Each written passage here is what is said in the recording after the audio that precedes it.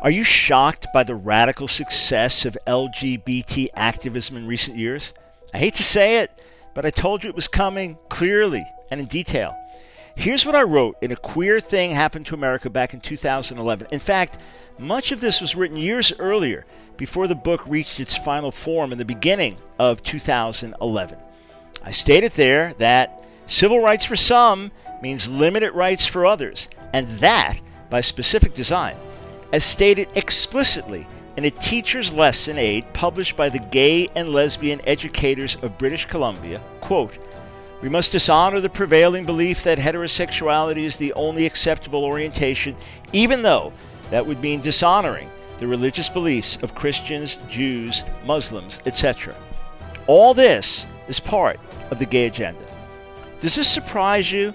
If so, bear in mind that these are not predictions.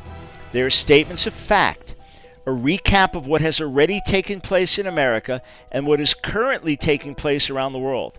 Even our vocabulary is being affected as the gay agenda has produced these new definitions and concepts.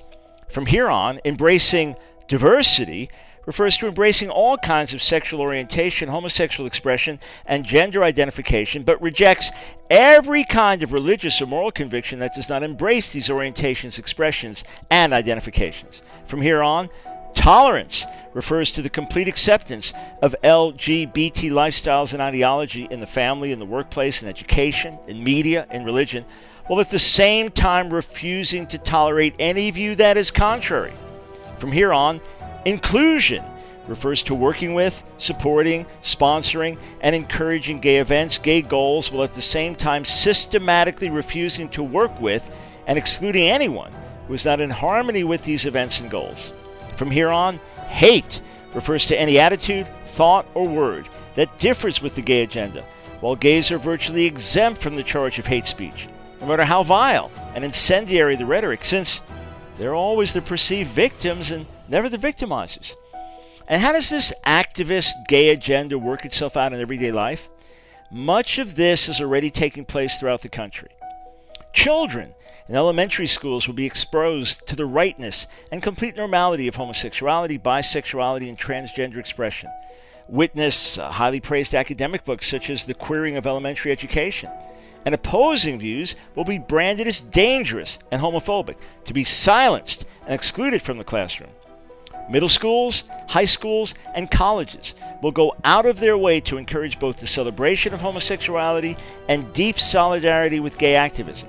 Witness the annual Day of Silence in our schools in recognition of, quote, the oppression and persecution of LGBT people, and the lesbian, gay, bisexual, and transgender students' Bill of Educational Rights in our universities, not to mention queer study programs and the celebration of Gaypril.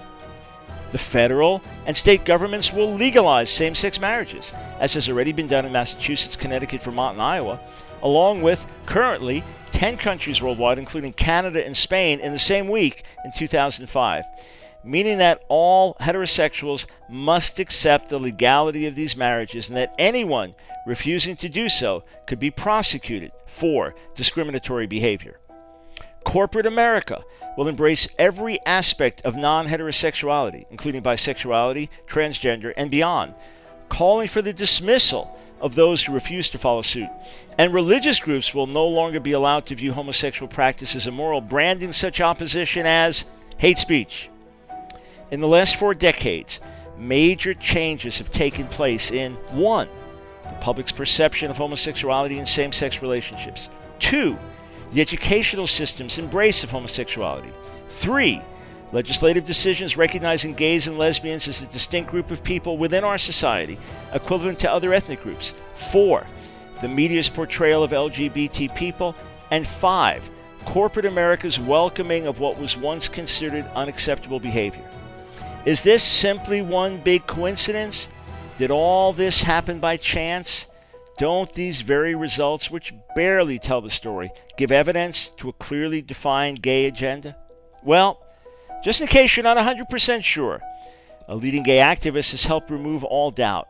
Speaking shortly after the 2006 elections, Matt Foreman, then the executive director of the National Gay and Lesbian Task Force, had this to say, quote, "You want to know the state of our movement November 10th, 2006? We are strong, unbowed, unbeaten, vibrant, energized, and ready to kick some butt.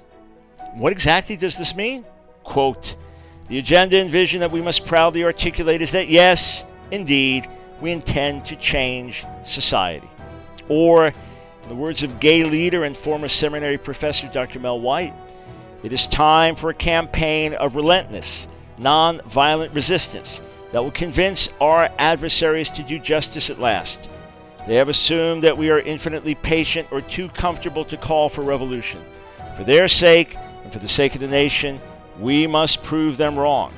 So, the cat is out of the bag, and the covert agenda is becoming overt, backed by a movement that proclaims itself strong, unbowed, unbeaten, vibrant, energized, and ready to kick some butt. It is nothing less than a gay revolution, and it is coming to a school, or court, or business, or house of worship near you. America, are you ready? That's what I wrote back in 2011. Do I have your ear now?